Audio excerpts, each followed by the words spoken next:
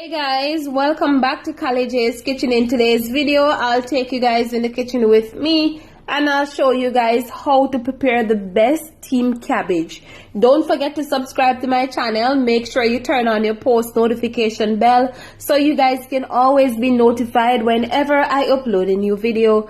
Go ahead and tell your friends, tell your family members about Cabbage's kitchen and have them subscribe to my channel. Follow me on Instagram, it's CalliKitchen_1, and also on Facebook, it's Cabbage's Kitchen. For today's recipe, it's really easy and simple, and it should take you about 5 minutes to prepare. All right, so what I did, I went in and I'm gonna chop up some tomatoes. For the tomatoes, guys, I like to remove the seeds and I like to plant them in my garden so that I can have tomatoes. All right, it's best for you to do it that way. All right, so if you want to have a backyard garden, I suggest that you the things that you use in your kitchen, like, you know, your tomatoes, the peppers and all of that niceness, I suggest that you just plant them and then you will reap shortly. All right, also you can always go ahead and plant your scallion so that you can reap scallion. All right,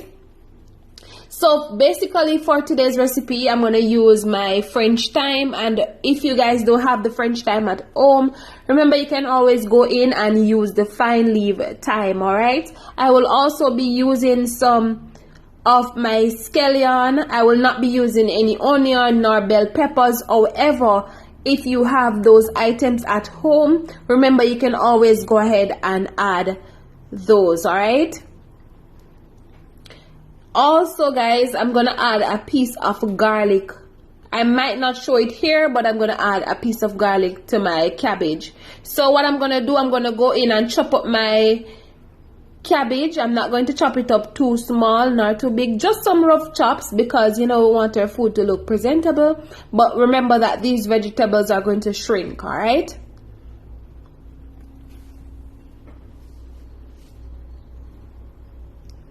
and just a reminder guys, always remember to wash your vegetables properly. Remember to scrape off your carrot properly, or just use a brush, a food brush, and brush your vegetables.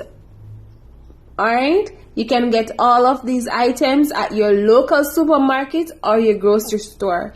All right, so to give my vegetables a nice color, I'm gonna go in and add a piece of pak choy. All right, you do not have to add the pak choy if you don't have it at home, but for me, I have a piece in my fridge, so I'm going to use it today. All right, for the carrot, I'm not going to go ahead and chop up the carrot. However, I'm going to go in and grate my carrot. All right, but if you guys don't want to grate your carrot, I suggest that you can go ahead and chop it up, all right, in whatever size you want or shape. So basically, while I'm doing all of this, I went ahead and put my pot on the stove. I turned it down on low heat and add just a small amount of vegetable oil. All right, if you don't have vegetable oil at home, or if you don't like to use vegetable oil, I suggest that you go in and use olive oil or a piece of butter. All right,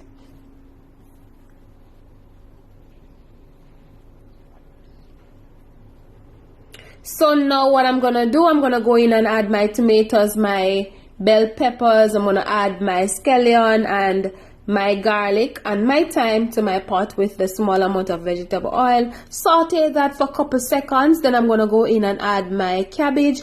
Guys, this recipe literally took me about 5 minutes to cook, and then I'm just out of the kitchen. Remember that vegetables not supposed to be too soft. You want them to be crunchy. All right, so of course I'm gonna add the pak choy, sorry, and then I'm gonna add the carrots, the grated carrots, and give this a nice little spin, you know, and then I'm gonna cover it and leave it to steam. Remember that you do not need to add any water because the vegetables itself will spring its own water, so you don't need to add any water at all. All right, just a reminder. So what I'm gonna do, I'm just gonna add a small amount of black pepper, and just a little bit of my all-purpose seasoning. You do not have to add the all-purpose seasoning, but I suggest you can go ahead and use salt if you don't have the seasoning at home that I'm using. All right, basically the seasoning and the salt just add to the taste. Give this a nice spin, and then I'm going to go ahead and cover it up. Guys, look at it already. I love the color. Color is amazing.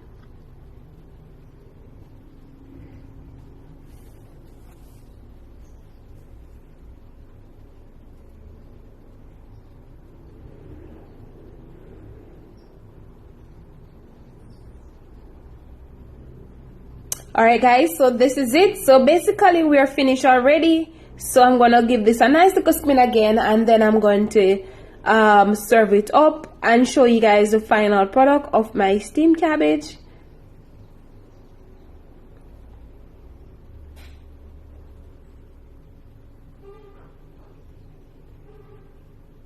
And guys, just a reminder, always remember to taste just in case it needs some more salt. All right, so basically this is the final product of my steamed cabbage. I served this up with some boiled bananas. Sorry, I hope you guys enjoy this recipe. I hope you guys go ahead and check it out, and remember to share, remember to subscribe, and tell your friends, tell your family members about Cabbage's Kitchen. It was a pleasure having you guys in the kitchen with me today, and I can't wait to see you guys tomorrow. Bye.